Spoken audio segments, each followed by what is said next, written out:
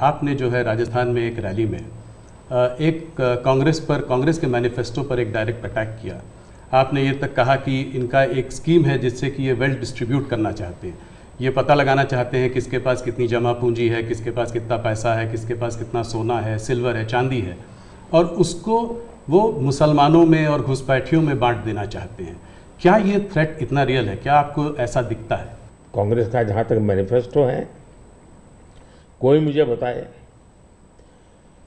क्या चुनाव के अंदर पॉलिटिकल पार्टियों के मैनिफेस्टो ये कोई शोपीस के लिए होते हैं क्या?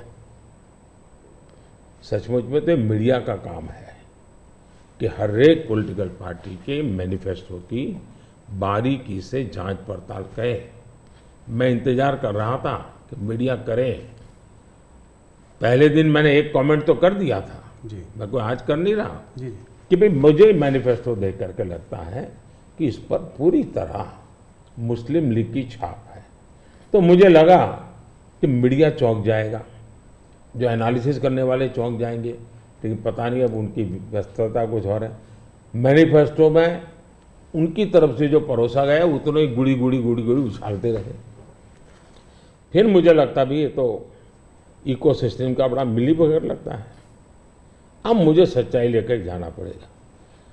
मैंने काफी 10 दिन इंतजार किया कि देश इस मैनिफेस्टो में जो बुराइयां हैं उसको कोई न कोई, क्योंकि निष्पक्ष तरीके से आता है तो अच्छा है। आखिरकार मुझे मजबूरन ये सच्चाइयां लेकर के आनी पड़ी। अब देखिए साहब, अब उनके एक महाशय ने अमेरिका में इंटरव्यू दे दिया जी, इनहेरिटेंस टैक्स। तो इनहेरिटेंस टैक्स की बात ले आए, 55% टैक्स आपकी प्रॉपर्टी। अब मैं विकास और विरासत की बात कर रहा हूँ, ये विरासत को लूटने की बात करते हैं। तो मैं और वेल्थ रिडिस्ट्रीब्यूशन की बात करते हैं, और उनके आज तक का इतिहास है, वो करेंगे क्या? तो फिर मेरी जिम्मेवारी, मेरी रिस्पॉन्सिबिलिटी है कि मैं देशवासियों को बताऊं कि भाई ये इस दिशा में ले जा रहे हैं। अब आप तय कीजिए, जाना न जाना जनता जनार्दन का हक है, लेकिन मेरा दायित्व बनता है कि तथ्य के आधार पर, तर्क के आधार पर, उनकी हकीकतों के आधार पर मुझे बताना चाहिए। वो मैं बता रहा हूँ। 2006 का एक वीडियो जो वायरल हो रहा है जिसमें मनमोहन सिंह जी ने कहा है कि गरीब मुसलमानों का पहला अधिकार रिसोर्सेज पर है, ये उन्होंने साफ कहा है। आपने उसको मैनिफेस्टो में भी ये बात पॉइंट आउट की है कि ओबीसी रिजर्वेशन का जो है पार्ट लेकर वो मुसलमानों को दे देना चाहेंगे, और 2004 से 2014 के बीच में उन्होंने 4-5 बार ऐसा करने की कोशिश की भी है। अरे भाई, ये तो बड़ा इंटरेस्टिंग सवाल आपने पूछा है। जरा मेरा जवाब लंबा हो जाएगा, लेकिन देश के लिए मुझे बताना पड़ेगा। बताइए। आप कांग्रेस का इतिहास देख लीजिए। 90 के दशक से ये मांग उठी है देश में। समाज का एक बहुत बड़ा तबका है जिसको लगता था कि हमारे लिए कुछ होना चाहिए, उसके लिए आंदोलन हुए हैं। 90 से पहले कांग्रेस ने पूरी तरह इस बात को खारिज कर दिया, उसका विरोध किया, उसको दबाने की कोशिश की है। यानी 90 के पहले का उनका दशक है। फिर उनको जितनी भी कमीशन बने, जितनी कमेटियां बनाई, उसके भी रिपोर्ट्स ओबीसी के विचार के पक्ष में आने लगे। अब उनके सिफारिशों को भी वो नकारते रहे, रिजेक्ट करते रहे, दबाते रहे। 90 के दशक में उनको लगा कि भाई अब इसको जरा उनकी वोट बैंक की राजनीति के अनुसार उसको टर्न दिया जाए। उन्होंने पहला पाप किया क्या?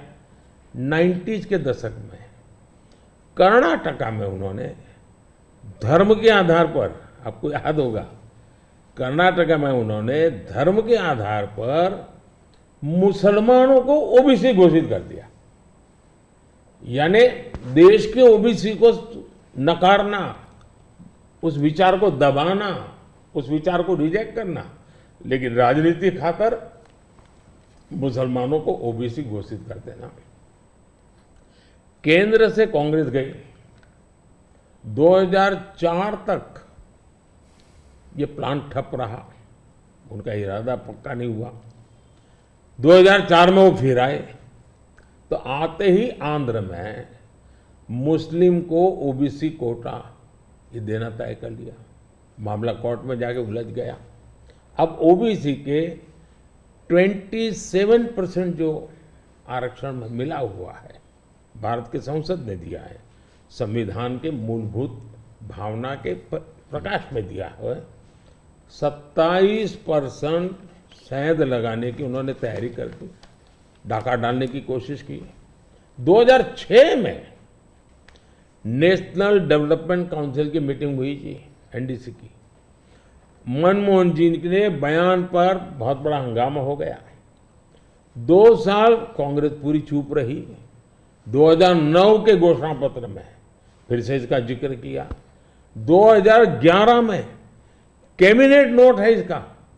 2011 के कैबिनेट नोट में ओबीसी के 27% हिस्सा डाका डाल करके उसमें से मुसलमानों को दे देना उन्होंने तय किया जी। 2012 यूपी चुनाव में भी उन्होंने इसकी एक असफल कोशिश की, फायदा नहीं हुआ। 2012 आंध्र हाईकोर्ट ने इसको रिजेक्ट कर दिया, रद्द कर दिया, कानूनी जजमेंट आ गया। एससी में गए, सुप्रीम कोर्ट में गए, वहां भी उनको कोई रिलीफ नहीं मिला। 2014 के घोषणा पत्र में भी धर्म के आधार पर आरक्षण की बात कही है, जबकि हिंदुस्तान का संविधान जब बना तब तो कोई आरएसएस वाले, बीजेपी वाले संविधान सभा में नहीं थे। बाबा साहब आम्बेडकर जैसे लोग बैठे थे, पंडित नेहरू जैसे बैठे थे, सरदार वल्लभ भाई बैठे थे, देश के कई महापुरुष बैठे थे। उन सब ने लंबे चिंतन के बाद तय किया था कि भारत जैसे देश में धर्म के आधार पर आरक्षण नहीं दिया जा सकता। 2024 के चुनाव में आप देख रहे हैं उनका मैनिफेस्टो, और मैंने कहा इस पर पूरी तरह मुस्लिम लीग की छाप है, यानी मुस्लिम लीगी नीतियां उन्होंने अपनाना शुरू किया। अब ये जो उन्होंने स्थितियां बनाई हैं, मुझे बताइए कि देश के लोगों को ये जिस प्रकार से संविधान की धज्जियां उड़ा रहे हैं, जिस प्रकार से लोग बाबा साहब आम्बेडकर को अपमानित करते हैं, एससी एसटी के आरक्षण पर भी खतरा, तलवार लटका देते हैं, ओबीसी का तो जीना मुश्किल कर देंगे। क्या मुझे देश की जनता को प्रशिक्षित करना चाहिए कि नहीं करना चाहिए? मैं सभी जो भी विद्वान लोग हैं, जो कलम के धनी हैं, जो निष्पक्ष हैं, उनका ये दायित्व बनता है कि ऐसे समय देश को वो एजुकेट करें, सही चीजें बताएं।